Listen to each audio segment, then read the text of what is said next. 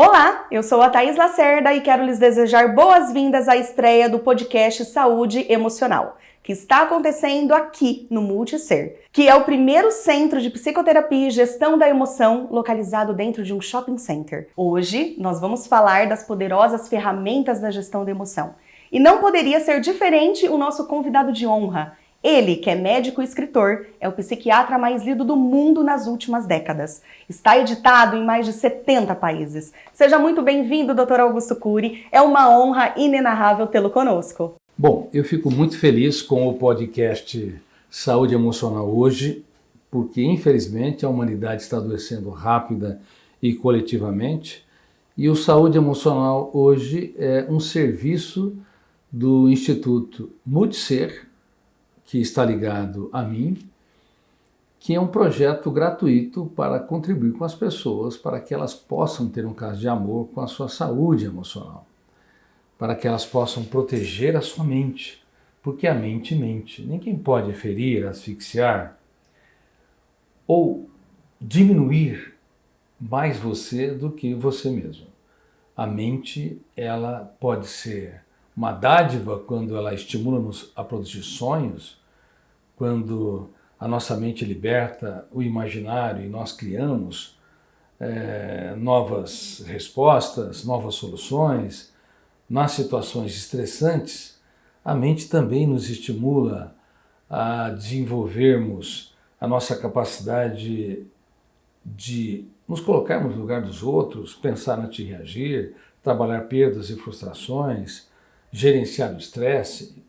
São habilidades, portanto, socioemocionais fundamentais que podemos desenvolver em nossa mente, mas a mente humana pode ser um deserto, um poço de armadilhas, um calabouço dramático.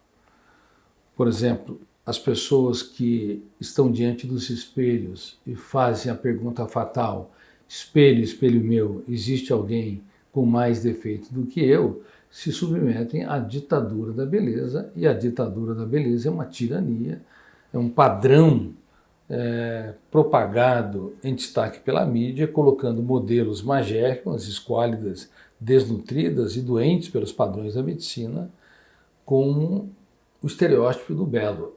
E beleza está nos olhos de quem vê.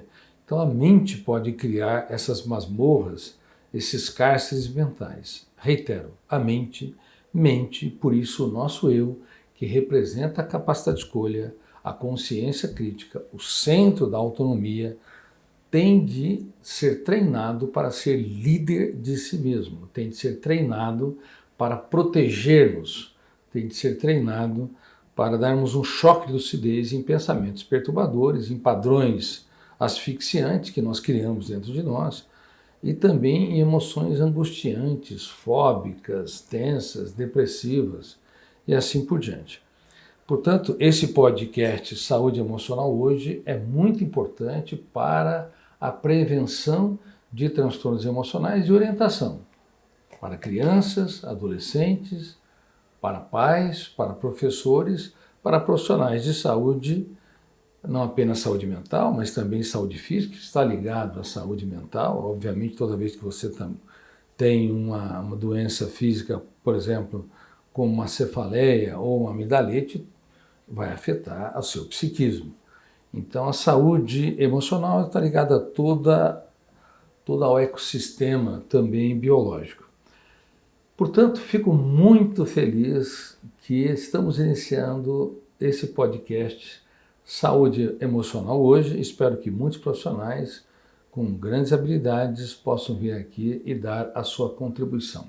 Só para vocês terem uma ideia, 1 em cada 2 pessoas tem ou vai desenvolver um transtorno psiquiátrico ao longo da vida. Nós estamos falando em mais de 4 bilhões de seres humanos. E provavelmente nem 1% deve se tratar, porque o tratamento é caro, porque falta profissionais com experiências. Em destaque na área de psicologia e psiquiatria, por favor, coaches não devem tratar de pessoas com transtornos psicológicos. Coach é para treinamento, é para desenvolvimento pessoal, habilidades para empreender, para se reinventar. Psicólogos e psiquiatras são os responsáveis para o tratamento dos transtornos psíquicos. E eu espero, portanto, que cada vez mais haja profissionais para que essas pessoas que estão adoecendo coletivamente possam ter condições de serem tratadas. Mas, infelizmente, sabemos que o tratamento é caro e que falta profissionais do mundo todo e que também não poucas pessoas, aliás, milhões delas, escondem os seus problemas, têm medo de reconhecer as suas mazelas mentais, medo de falar que estão deprimidas ou às vezes que estão pensando em não viver mais, ou têm ideias dramáticas como a vida não tem sentido, ou eu não tenho capacidade intelectual para conquistar as pessoas, ou não sou uma pessoa querida, não sou uma pessoa aceita, elas se autoabandonam, se autorrejeitam, e elas às vezes escondem as suas mazelas de si e também das pessoas que estão ao seu redor, o que é um erro muito grande.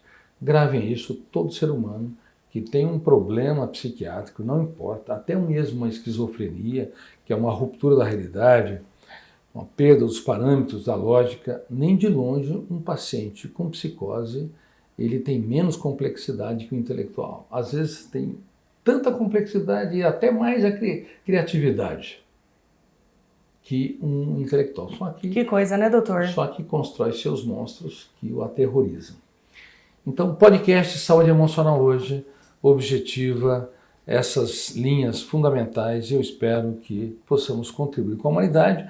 E, ao mesmo tempo, eu convoco psicólogos que venham conhecer aqui o Multiser, no Ribeirão Shopping, e, se possível, dê o seu tempo, algumas horas da sua semana, para atender voluntariamente paciente que não tem condições ou recursos para pagar uma psicoterapia, um tratamento. Eu espero, sinceramente, já que eu sou lido por milhares, talvez dezenas de milhares de psicólogos, que na nossa região haja pessoas que vêm até o Ribeirão Shopping e tenham um caso de amor com a saúde psíquica de tantas pessoas que precisam e não têm condições de pagar. Porque aqui nós temos também tratamentos gratuitos. Isso dá propósito à nossa história, à nossa vida.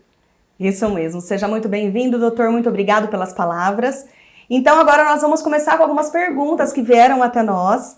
E tem muita gente falando do livro do Intoxicação Digital. E você falou sobre os cárceres mentais, né? Então, a primeira pergunta é, por que estamos na era dos mendigos emocionais? Nós podemos sair desses cárceres? Sabe, Thaís, quando eu comecei a falar que estamos na era dos mendigos emocionais, eu era uma voz solitária em mais de 70 países que eu sou publicado. Porque as pessoas não falam sobre isso. Eu acho que ainda sou doutor. Uma voz solitária. Estamos na era dos mendigos emocionais. Há, infelizmente, 800 milhões de pessoas, segundo a FAO, que é um organismo da ONU para a nutrição e alimentação, que diz que passam fome, que ingerem menos de 2.000 calorias. Porém, o que a ONU não fala, e nem a Organização Mundial de Saúde, que também é um órgão da ONU, é que há bilhões, literalmente, de pessoas que mendigam um pão da alegria. Precisam de muitos estímulos para sentir migalhas de prazer. E um dos responsáveis é a intoxicação digital. Se uma criança, um adolescente ou um adulto fica muito tempo diante das telas, a movimentação das cenas e também as estratégias dos influenciadores e o envolvimento emocional artificial e a felicidade superficial patrocinada nas redes sociais gera uma necessidade, quando as pessoas saem das telas, de terem muitos estímulos para sentir pequenas experiências de prazer. Então, as telas digitais, se por um lado estimulou a produtividade, a conectividade, a sociabilidade, uma série de coisas positivas, por outro lado, afetou muito a saúde emocional. Por isso, a saúde emocional hoje está fragmentada, combalida, está asfixiada. Coisa terrível, né? E nós temos que saber que mexe com o ciclo da dopamina e da serotonina e pode provocar uma dependência nos níveis de drogas como a cocaína. Por isso que quando as pessoas saem das telas, passado 1, 2, 3 horas, parece que elas não estão fazendo nada de importante se não estão conectadas. Quando na verdade A vida pulsa fora das telas. O mundo real, as pessoas, a superação das dores, dificuldades, os pesadelos e os nossos sonhos. Muito bem. E é uma tristeza, né, doutor? Infelizmente, é uma tristeza, mas estamos aí, né, com algumas soluções. Doutor Augusto, eu vou até ler, porque eu extraí do seu livro, eu achei super relevante. No seu livro do Intoxicação Digital, o senhor fala que a mente é um planeta desconhecido, né? E essa colocação é porque a mente mente, né? Como que a gente pode conhecer esse planeta mais a fundo? Bom, eu vou te interrogar, já que você está me entrevistando. Olha como é que a mente é um universo desconhecido, mais do que um planeta. Você sabe o que você pensou há 24 horas exatamente no dia anterior? Não sei. 24 horas atrás, ou há 24 horas. Você não se lembra, mas você Não pensou. lembro. Com certeza. Você Pensei. dialogou, provavelmente. Sim. E são fatos tão recentes. Mas aonde foram parar essas informações? Por que você não resgata-as? E como é que os professores que falam matérias que se passaram não há 24 horas, mas há 72 horas, há 100 horas, 200 horas, várias semanas, e exigem que seus alunos se lembrem nas provas? O que indica que a mente humana ela não é especialista em repetitividade de dados. Quando eu escrevi sobre isso, e pesquisei sobre isso, escrevi uma teoria, uma das poucas teorias mundiais que estuda o processo de construção de pensamento, que é a última fronteira da ciência, porque qual que é a essência do Homo sapiens? É pensar. Como é que nós construímos pensamento? Como é que nós registramos? Como resgatamos? Quando a gente estuda essa última fronteira, pouquíssimo estudada na psicologia, na psiquiatria, na psicopedagogia, na sociologia, nós vamos ficar espantados, porque a escola, mesmo as grandes universidades, não apenas USP, eu sou professor do programa de pós-graduação, de um dos programas de pós-graduação de mestrado e doutorado da USP. E não se estuda não apenas na USP, mas também em Harvard, em Cambridge, em Oxford, em MIT, Universidade de Pequim, de Paris e assim por diante. A memória humana não é especialista em lembrança, por isso que você não lembra o que ocorreu há 24 horas. Então você tem que repetir, você tem que assimilar, organizar as ideias e repetir o processo para registrar e resgatar. Mas mesmo assim há uma rebeldia criativa.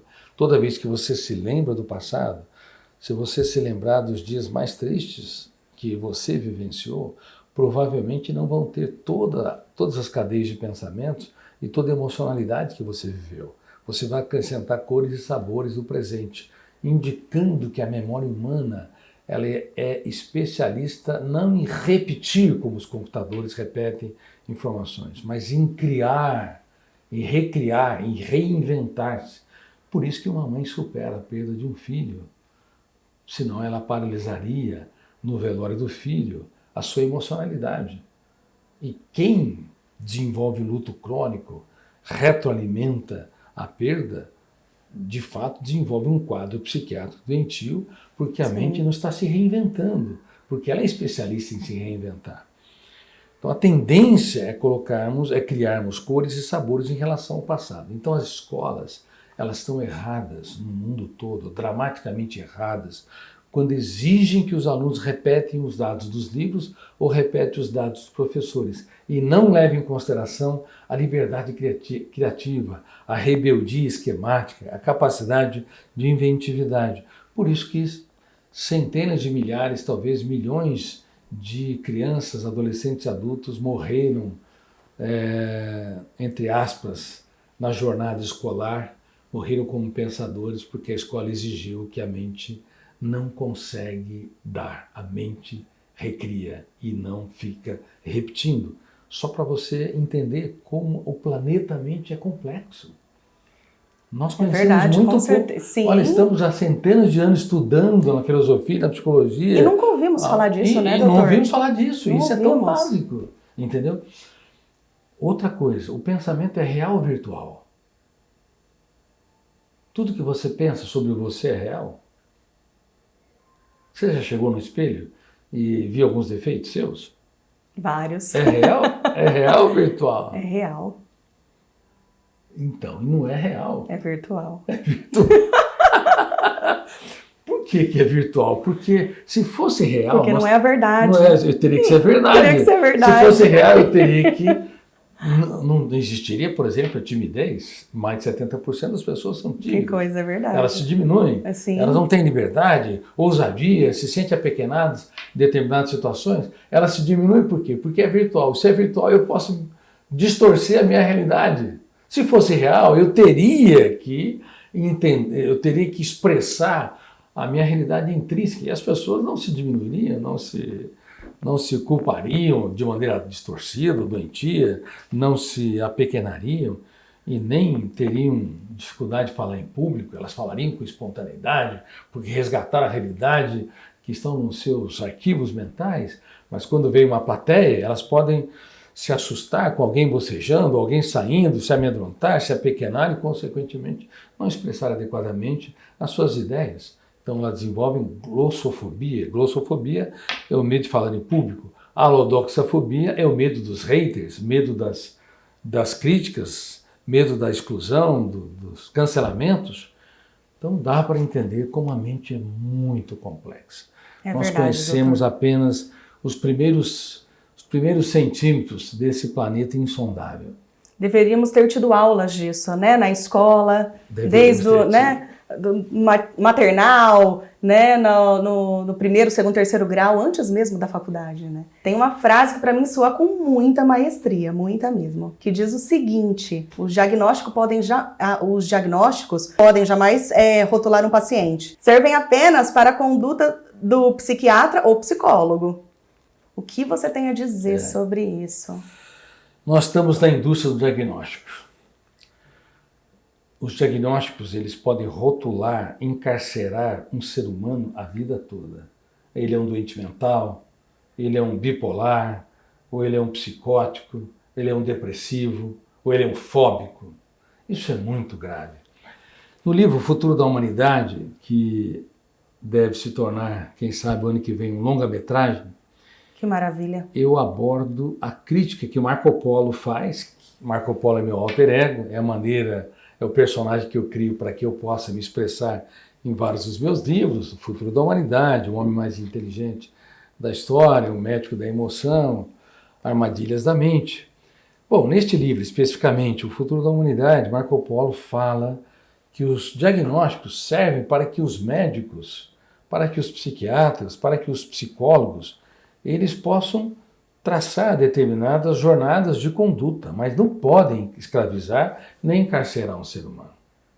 Senão, ele a vida toda vai se considerar um bipolar. Ele vai a vida toda se considerar uma pessoa depressiva, ou se ele teve um ato suicida, toda vez que uma pessoa pensa em morrer, ele tem fome, ela tem fome e sede de viver, ela não quer matar nunca a vida, jamais, e todo mundo deveria saber disso no planeta Terra. E não se fala sobre isso também. Toda pessoa que pensa em morrer, na verdade, tem sede e fome de viver. Quer matar a sua dor, o autoabandono, seu sentimento de culpa, seu complexo de inferioridade, sua dor depressiva, mas jamais a vida. Até porque todo pensamento sobre a vida é uma homenagem, sobre a morte é uma homenagem à vida, porque só a vida pensa. Então, doutor, você nunca se coloca como suicida, nunca. Uma pessoa não pode se rotular. Passou por um período onde perdeu o encanto pela vida. Mas ele tem que se reinventar, tem que abraçar a vida. E vou dizer uma coisa: quando a pessoa passa por uma doença psiquiátrica e se supera, ela fica muito mais bonita, fica muito mais leve, profunda e percebe que ninguém é maior e nem melhor do que ninguém. Que todos somos caminhantes no traçado do tempo. Sim. Em busca de nós mesmos. Então, pelo que você trouxe da questão da dor da pessoa, ela quer se livrar da dor e não, ela não está buscando a morte, não, né? Ela quer viver, mas sem aquela dor. Então ela acaba. E os psiquiatras e psicólogos e milhões de professores têm de saber disso, bem como pais. Sim. E se você perdeu alguém, você tem de saber que essa pessoa que você perdeu não queria tirar a vida dela. Naquele momento, detonou o gatilho, abriu uma janela traumática ou killer em frações de segundos ou milésimos de segundo. A âncora fechou o circuito, são fenômenos inconscientes. Gatilho detonou, abriu a janela traumática killer, a âncora fechou o circuito. Naquele momento, portanto, milhares de janelas com milhões de dados não foram acessadas e a pessoa atentou contra a sua vida. Mas se ela estivesse fora daquele circuito fechado da memória e tivesse orientação para nunca se curvar à dor, para nunca vender sua paz em função dos outros, que a sua saúde emocional vale ouro. O resto é lixo, não é isso que nós estamos falando? Sim. Saúde emocional hoje? Sim. Sua saúde emocional você não pode vender por nada, por ninguém, por nenhum hater, por nenhum cancelamento. Se alguém te criticou, te rejeitou, e daí? Tua paz vale ouro, é inegociável. Então, quando uma pessoa entende isso, ela tem muito mais resiliência. Ela vai usar a dor para nunca se curvar e nem se diminuir ou gravitar na órbita do que os outros pensam e falam criticamente, injustamente delas. Que conhecimento maravilhoso, doutor. Falando em pais, o que você diz quando você traz sobre os pais plateias? Quem são esses pais plateias? Como que isso pode ser revertido? Quais são as gravidades, os pontos negativos disso? Você ouviu falar do TOD, o diagnóstico TOD? É mais um diagnóstico. Mais um diagnóstico? O que é o diagnóstico TOD? É o transtorno opositor desafiador. Tem muitas crianças no mundo sendo diagnosticadas como TOD. Ela se opõe e desafia os pais, inclusive de maneira exuberante. Mas, na verdade, se você estudar o funcionamento da mente, você vai perceber que, em tese, não há o transtorno opositor desafiador. Quando os pais são plateias dos filhos, eles acabam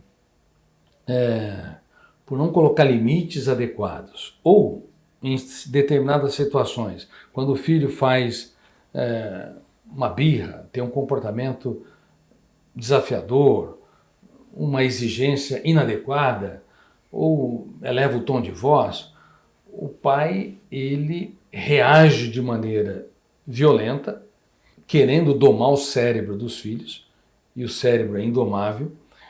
Naquele momento que ele reage de maneira agressiva, gera uma janela traumática ou killer no pai e no filho.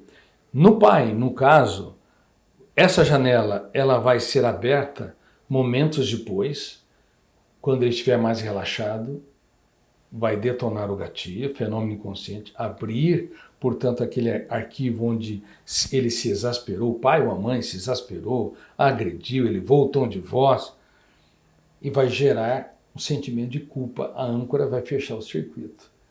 Então, o pai e a mãe, ou o responsável, tem um comportamento agressivo, depois um sentimento de culpa e um exagero compensatório.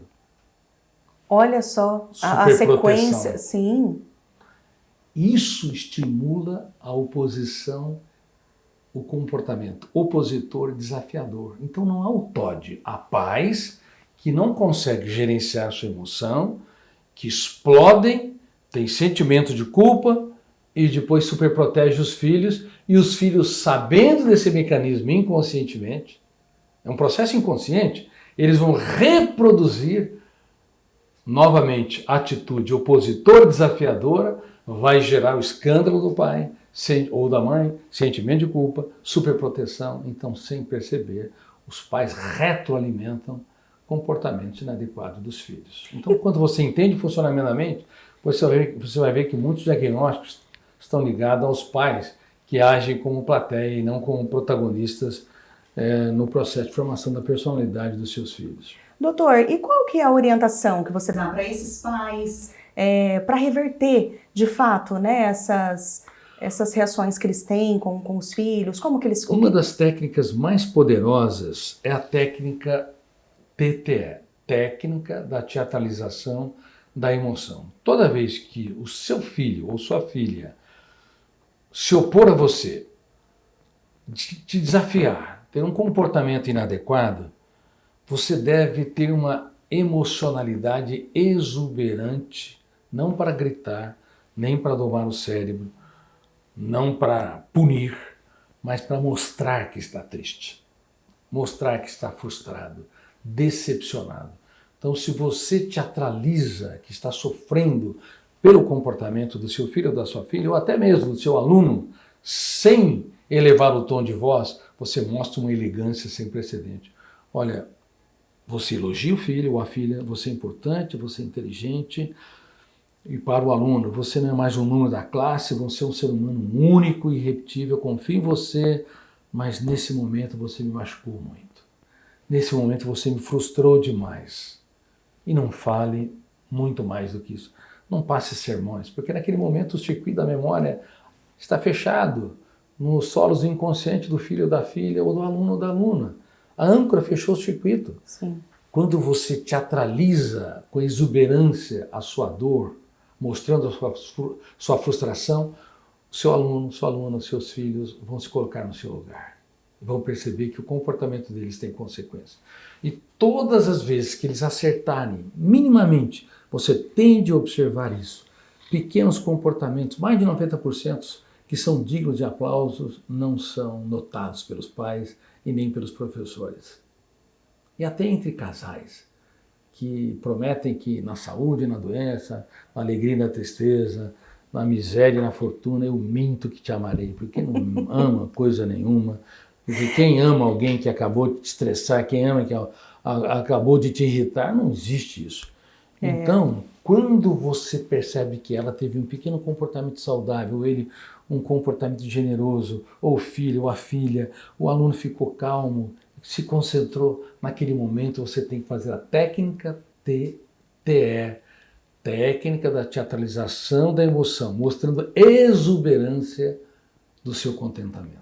Eu falei da exuberância, da frustração, quando você mostra que você elogia quem te machucou e você mostra um pouco da sua dor.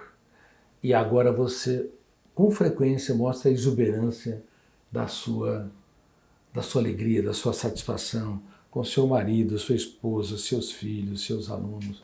Quando você faz com certa frequência, duas das mais importantes características para formar a personalidade vão se desenvolvendo, que é a empatia, que é a capacidade de se colocar no lugar do outro, e a capacidade de autonomia e de pensar antes de reagir. Eu sou autônomo porque eu penso antes de reagir.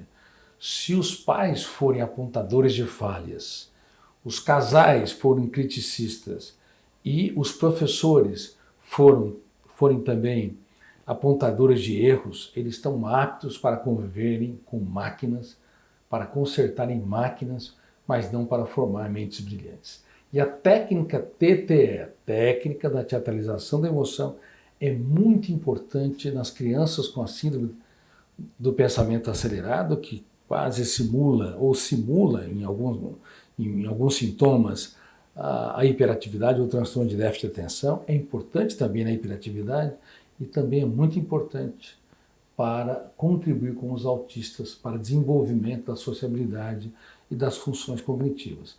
Eu sou embaixador da AMA no Brasil, Associação dos Amigos Autistas. Então eu tenho orientado a relevância da técnica dessa teatralização da emoção para essas pessoas. Você mostra que está triste de vez em quando e frequentemente você mostra que está alegre. Você muda a era do apontamento de falhas para a era da celebração dos acertos. É revolucionário.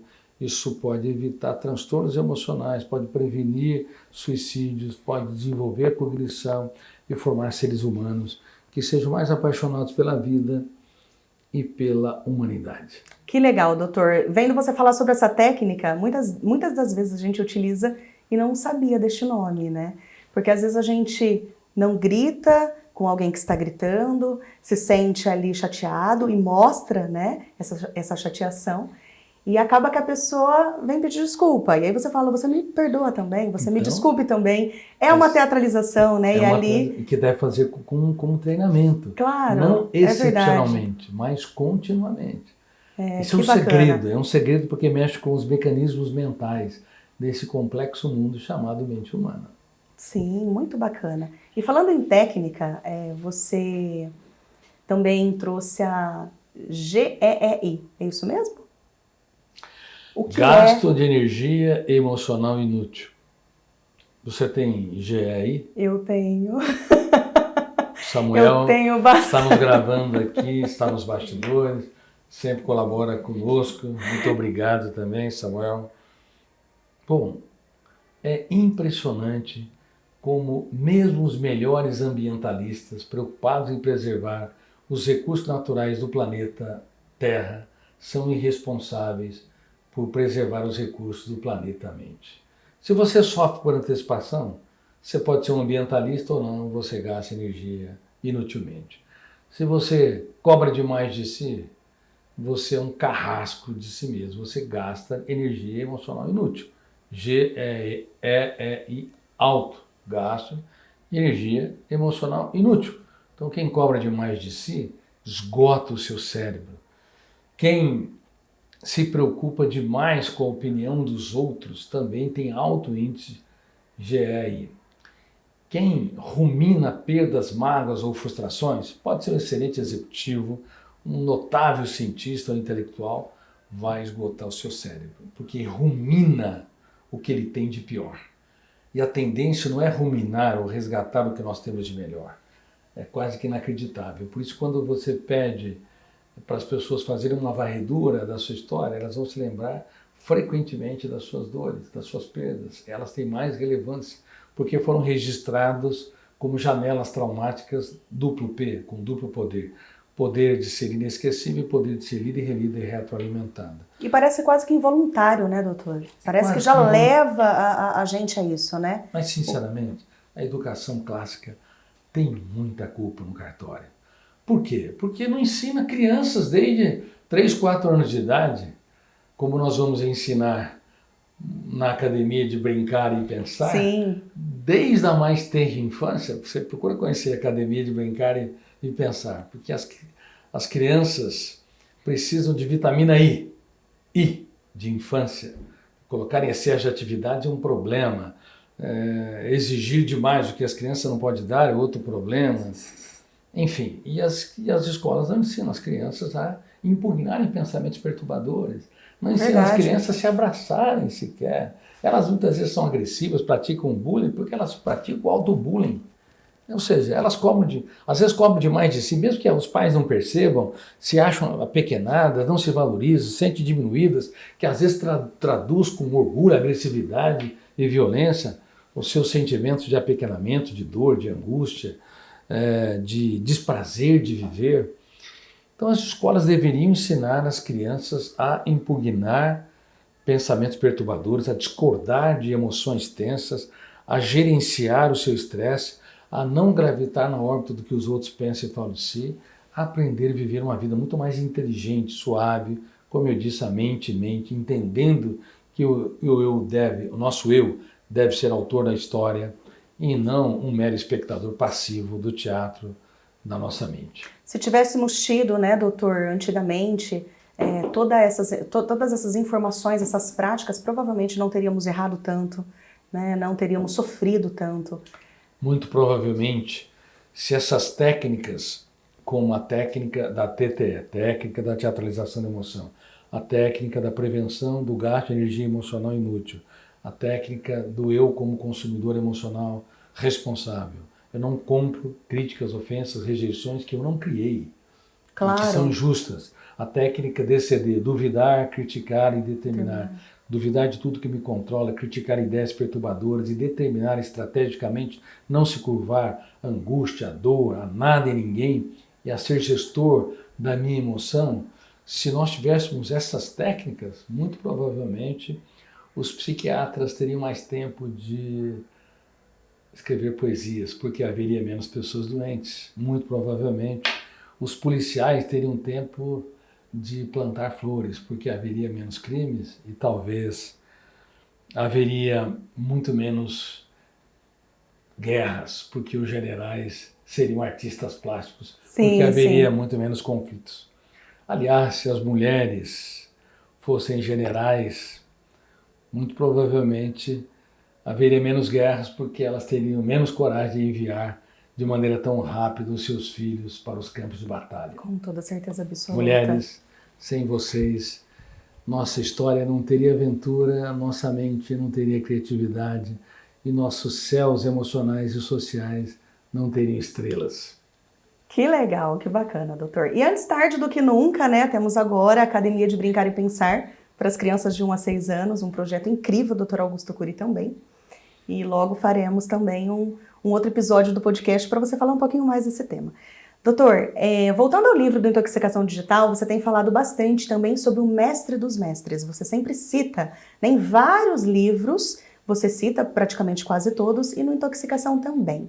Quem é o mestre dos mestres para você? Eu não falo sobre teologia, não falo sobre espiritualidade, porque não é a minha área. Então tem especialistas nessa área, em todas as religiões, no catolicismo, no protestantismo e outras religiões. Mas quando eu estudo a mente de Jesus Cristo, e aliás, estamos lançando o livro de ouro, Análise da Inteligência de Jesus Cristo, o primeiro estudo psiquiátrico e psicológico da mente dele, eu fico fascinado porque ele tinha ferramentas de gestão da emoção que eram tão avançadas que até hoje não foram incorporadas pelo sistema educacional e que formam mentes livres e brilhantes, bem como mentes proativas e empreendedoras. Por exemplo, ele, no último jantar, estava no auge da fama. Naquele momento ele deveria querer que os seus alunos gravitassem na sua órbita, o aplaudissem, o reverenciasse, mas para espanto da psiquiatria e psicologia, ele, embora soubesse que aqueles alunos só lhe davam dores de cabeça, Pedro era hiperativo, tenso e ansioso, João tinha uma emocionalidade bipolar, num momento tranquilo, no outro queria eliminar quem não andava com o mestre, Tomé tinha um viés paranoico, acreditava na teoria da conspiração, Mateus, viés da corrupção, vários fariseus rejeitaram Jesus pela escolha, uma péssima escolha, segundo eles, e o melhorzinho era Judas Iscariotes, era o mais dosado, o mais sereno, o mais culto da tribo dos Zelotes, mas que não era transparente, tinha o mais grave defeito da personalidade, não tinha coragem de mapear seus fantasmas mentais e reconhecer suas loucuras. Bom, mas no último jantar, sabe o que aconteceu? Ele pegou uma bacia de água e uma toalha sobre os ombros e lavou os pés daqueles alunos tão tensos, radicais, ansiosos, e falou uma coisa muito séria. Olha, na sociedade, os maiorais, os políticos, os grandes empresários, os executivos, eles querem ser servidos. Mas se vocês quiserem fazer parte da minha sociedade, do meu ambiente, o maior é aquele que ocupa os últimos lugares, o maior é aquele que serve. O maior é aquele que entende que ser feliz é fazer os outros felizes. E ele começou a lavar os pés daqueles alunos. Imagine a reação deles. Pedro falou, jamais você vai lavar os meus pés. E ele falou, se eu não lavar teus pés, você não tem parte comigo.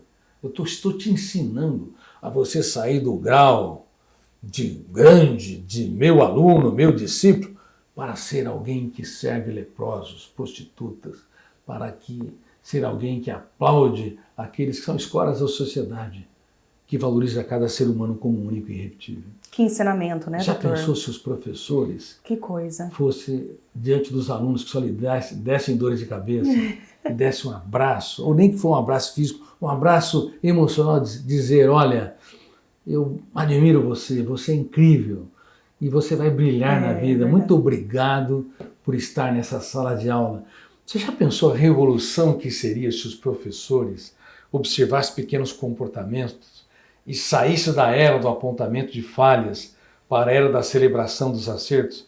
Eles não apenas ensinariam matemática, física, química e nas universidades e pós-graduação competências técnicas, mas ensinariam o ser humano a viajar para dentro de si mesmo, a considerar cada pessoa que está ao seu redor, não mais como um número na multidão ou como um número de cartão de crédito, mas como um ser humano brilhante, inexprimível, inenarrável, único, de raríssimo quilate.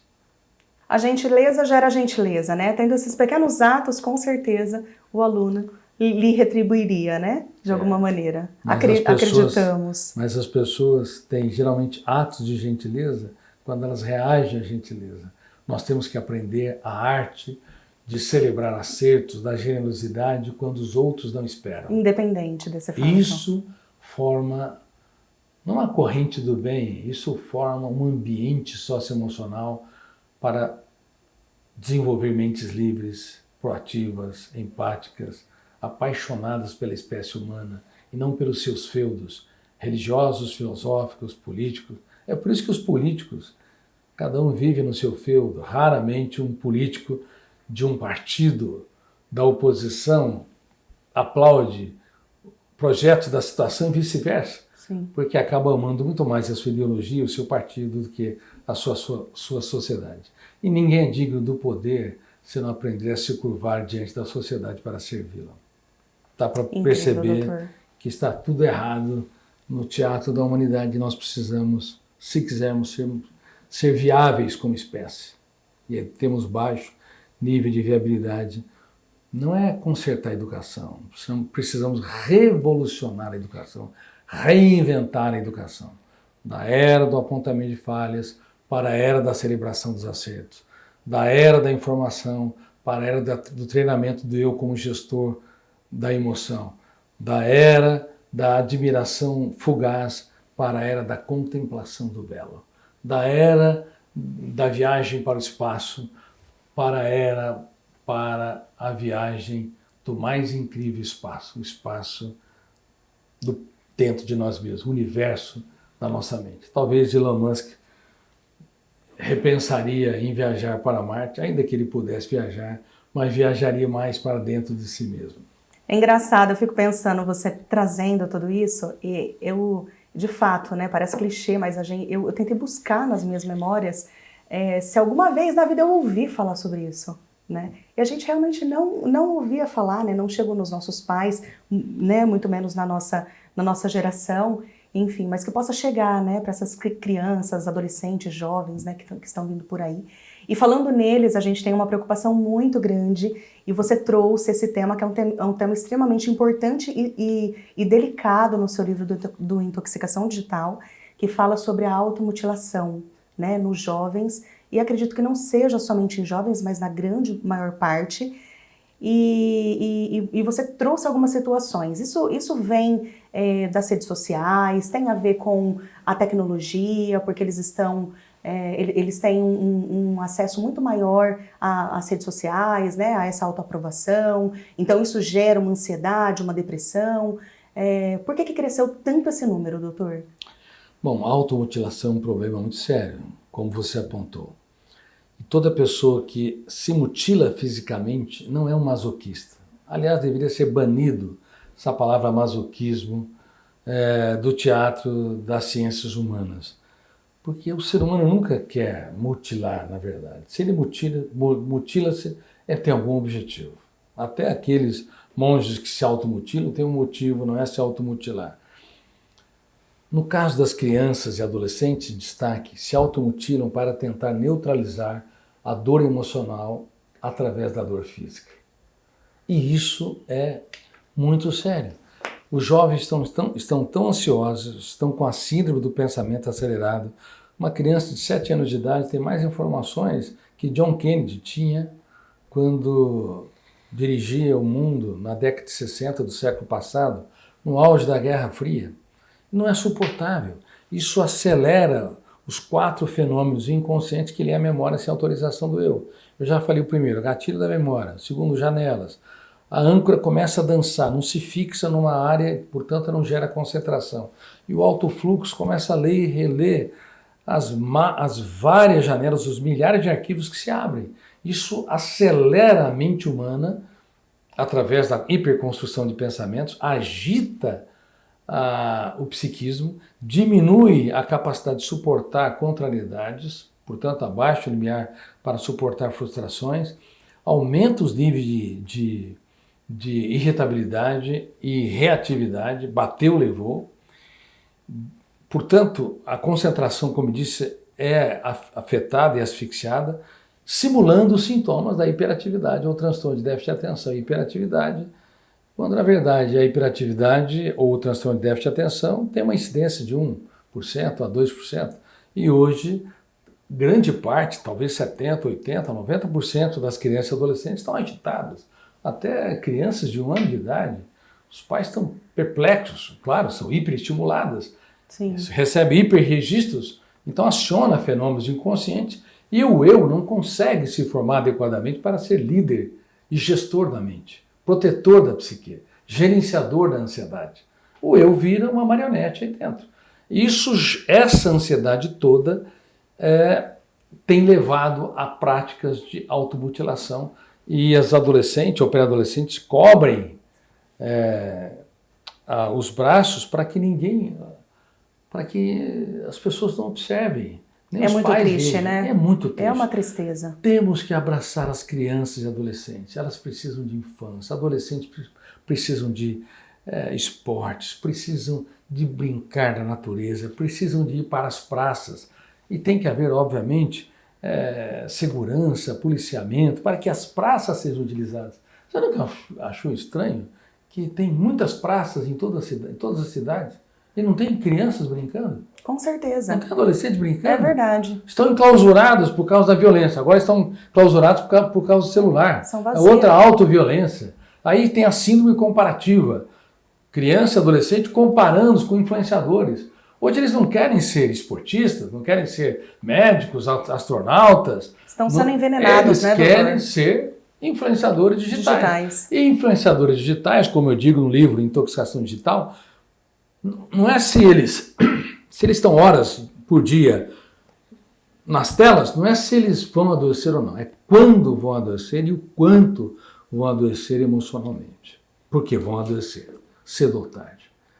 Portanto, por favor, você que é influenciador digital, não fique vivendo em função de visualizações, de like ou da quantidade de seguidores. Cuidado, você tem de ter um grande seguidor, que é você mesmo, e tem de saber que as verdadeiras celebridades são as pessoas que estão ao seu redor. E de vez em quando façam pausas, desintoxique. Uma semana sem celular, às vezes pode fazer um mês sabático, um ano sabático, sem celular. Ah, mas vou perder milhões de seguidores. E daí? Mas pelo menos você não vai se perder. Ou você acha que quando você fechar os olhos para essa vida, os seguidores vão ficar chorando um dia, um mês, um ano, 2 anos. Ah, aquele influenciador digital, ele faleceu. Não é você, é o personagem que você representa. Eu acabei de falar para uma celebridade internacional, que eu dou treinamento, conhecido no mundo todo. Não é você, é seu personagem. Um dia você vai para o anonimato. Você tem que entender que você tem que ter um caso de amor consigo. Você tem de entender que a realidade, a verdade, as experiências que nutrem a emoção estão fora das telas. Então use com bastante inteligência, com bastante serenidade, para que você possa ter saúde mental. Seja você uma pessoa que entra nas redes sociais ou uma pessoa que é influenciadora digital. Caso contrário, é quase impossível não adoecer, porque mexe com a melatonina, que é indutora e aprofundadora do sono, e mexe com a dopamina e da serotonina, que modula a emocionalidade e gera uma dependência muito grave. Por isso que as pessoas não sentem propósito de vida fora das telas. Porque criaram um mundo artificial, uma felicidade artificial e um sucesso irreal. Porque para ter sucesso precisa de transpiração, não é mágico. Mágico para alguns, mas não tem sustentabilidade. E se dura meses ou anos, muitas vezes não tem sustentabilidade emocional, não há prazer. Gera-se mendigos emocionais. Sim. Ô, doutor, você falou bastante assim, né, de detectar isso em si, né, e trouxe, né, muitas ferramentas ali para que a gente possa deixar o celular de lado, para que a gente possa, né, estar com a nossa família. Ao redor você usou uma nomenclatura que as pessoas, eu não sei se foi isso, mas as pessoas famosas são as que estão ao nosso redor, as celebridades são as pessoas que estão ao nosso redor. As verdadeiras celebridades. As verdadeiras celebridades são as pessoas que estão ao nosso redor, exatamente. Agora a questão dos pais, para eles detectarem isso nos filhos pequenos, né, ou no adolescente, no jovem, né, quando detectar esse problema dessa intoxicação digital, quando procurar ajuda de um psicólogo, né, de um psiquiatra, enfim, de procurar uma ajuda profissional. Nós vemos que no nosso meio ainda existe muitos tabus, né, existem muitas pessoas que travam quando você fala: leva o seu filho no psicólogo. E aí ele diz: não, meu filho não tem nada, é extremamente normal. Bom, os pais não precisam detectar muito, porque está tão visível que as crianças e adolescentes estão agitados, inquietos. Mas será que não são os pais que estão cegos e fecham os olhos para isso, doutor? Também estão. Qual seria a dica para que eles tivessem um pouco mais de sensibilidade, saber que aquilo... Eu entendi. Eu só quero reforçar o que você perguntou com a resposta triste. Não preciso detectar muito, porque já não é mais escancarado. exceção.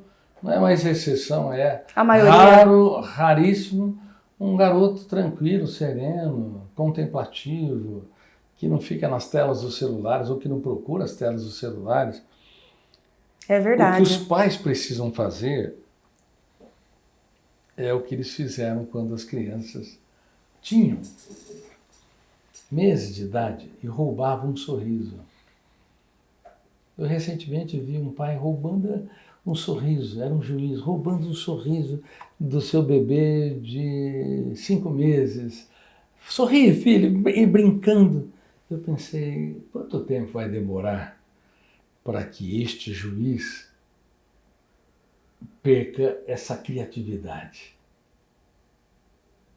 Talvez 1 ano, 2 anos? Será que com 5 anos ele vai estar roubando o sorriso do filho, num bom sentido? Será que ele está tirando o terno e a gravata, enrolando no tapete, se aventurando? Eu dei um exemplo de juízes. Eu tenho um carinho enorme pelos magistrados e frequentemente dou treinamento na Associação de Magistrados do Brasil, porque eles trabalham muito, demais, muitas vezes é uma profissão solitária e as pessoas esquecem que são seres humanos e precisam também proteger a sua emoção, ter um caso de amor com a sua saúde mental. Mas o ser humano está assim. Os pais fazem de tudo para estimular um sorriso quando o bebê não entende a piada. Mas quando a criança entende a linguagem, os pais não são mais bem-humorados. Raros os pais, com 10, 12 anos, veem seus filhos irritadíssimos. Vem cá, você tá chato hoje, me dá um beijo aqui, abraça, brinca. Eu também fui chato com meu pai, com a minha mãe, ou como eu faço com as minhas filhas. Eu pego minhas filhas até hoje. A Cláudia, mais nova, eu beijo ela, cadê a amiga do papai, a menininha do papai, que está com 2 filhas. Que delícia, sim. E com a Carol, eu fico beijando também, que está com 2 filhos. Sim. E a Camila, que está com 36 anos, 35, 36 anos. E eu faço a mesma coisa. Eu beijo, brinco, sorrio. Ou seja, nós somos grandes amigos.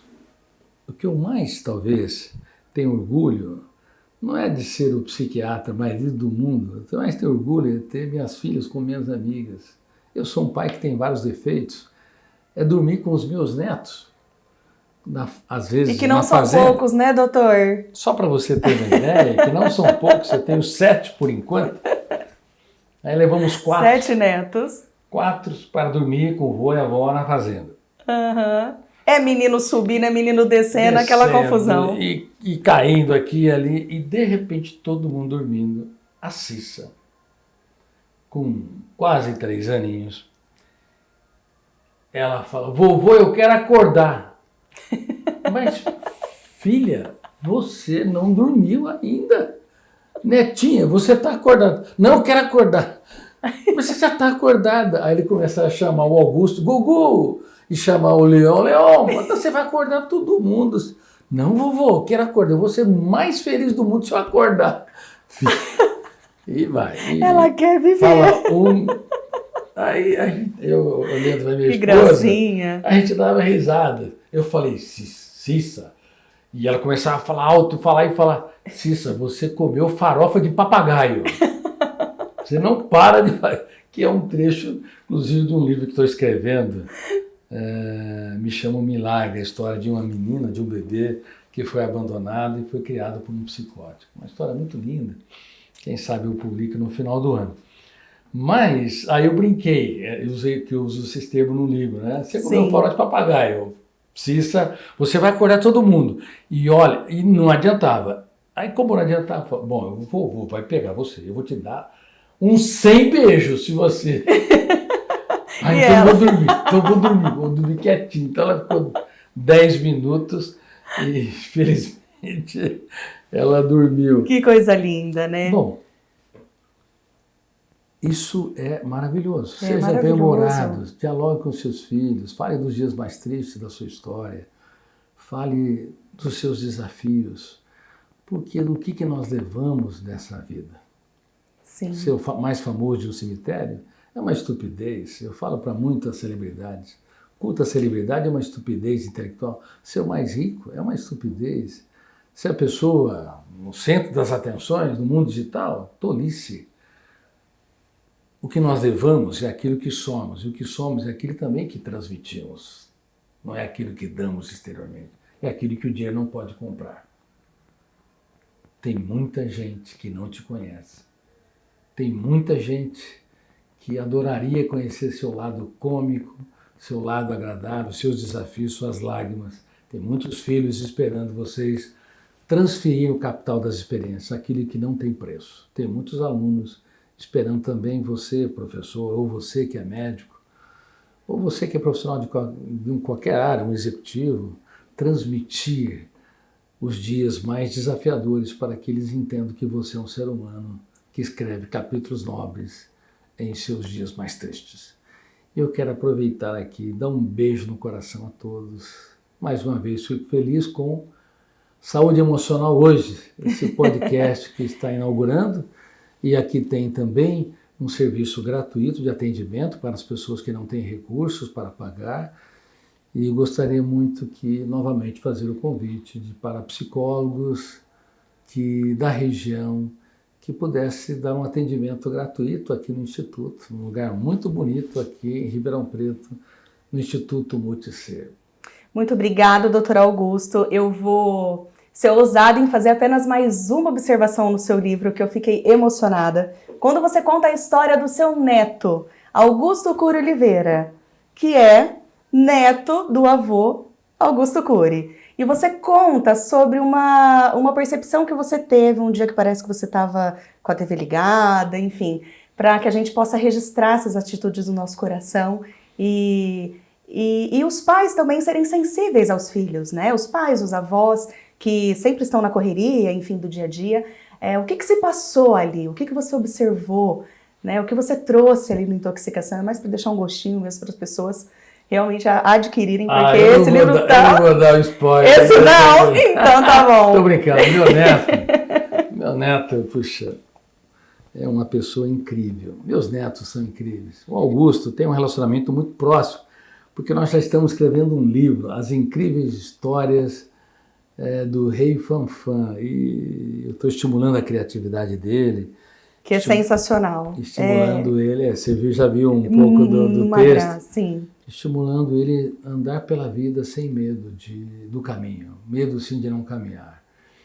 E entender que televisão, as telas dos celulares, elas podem ser muito perigosas quando usadas em excessos e quando os pais não monitoram adequadamente, porque há muito lixo no mundo digital.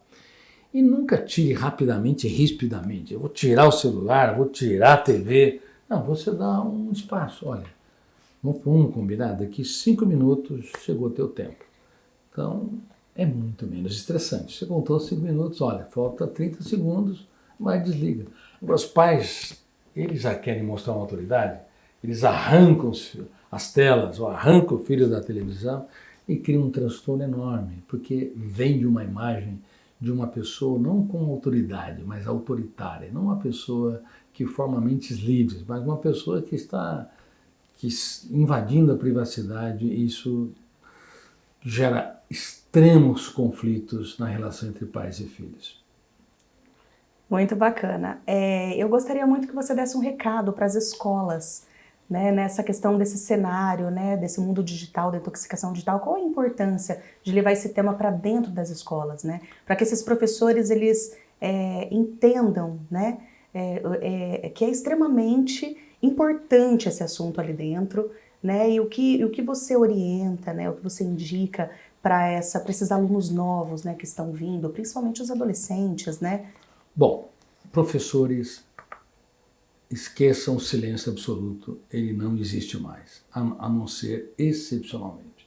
Antigamente os professores queriam silêncio pleno, mas como a mente das crianças e adolescentes estão com a síndrome do pensamento acelerado coletivamente, então sempre vai haver agitação, burburinho, conversas paralelas. O que os professores têm de fazer é deixarem de ser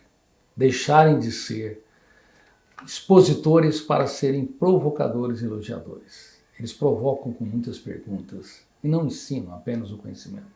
E cada vez que uma criança ou um adolescente participa, reage, ele aplaude. Parabéns, você é incrível, olha, você me impressionou, obrigado pela sua participação, você vai brilhar, olha, puxa, a primeira vez que você fala algo na classe, eu estou emocionado. Quando os professores mudam a era da exposição da informação para a era da provocação e da distribuição de elogios, eles mudam o panorama da sala de aula. Isso deveria já acontecer na pré-escola, no ensino fundamental, médio ou high school, nas universidades, no lato sensu, que é a especialidade, no stricto sensu, mestrado e doutorado. Provocar e elogiar é uma função vital. E tem de também transferir o capital das experiências, como eu disse, o professor não pode ser apenas um conector de informações com a mente do aluno, ele tem que se conectar como pessoa, transferir os seus desafios e as suas dificuldades existenciais, isso gera uma conexão fascinante e uma sociabilidade muito densa e inteligente, e devem considerar também não apenas a exatidão das informações nas provas, como eu disse. O professor tem que abrir o leque. Aliás, os ministérios da educação do mundo todo têm de abrir o leque, que a mente humana não é preparada para a repetição de dados. Está errado no mundo todo. Isso foi um desastre que, eu reitero, eliminou centenas de milhares, milhões de grandes pensadoras da jornada educacional, porque exigiu algo que a mente não tem. A mente não é especialista em lembrança, a mente é especialista em criatividade, em reinvenção.